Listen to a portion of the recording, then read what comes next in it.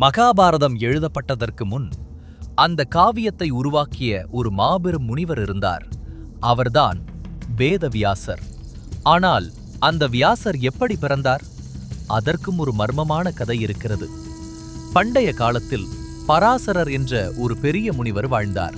ஒரு நாள் அவர் கங்கை நதியை கடக்க வேண்டிய சூழல் வந்தது.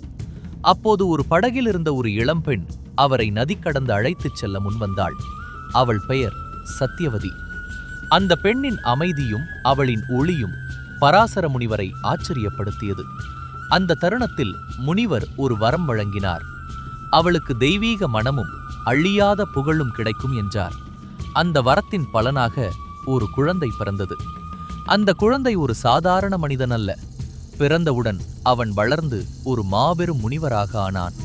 அவன் வேதங்களை தொகுத்தவன், புராணங்களை உருவாக்கியவன், மகாபாரதத்தை எழுதியவன். அவர்தான் வேதவியாசர்.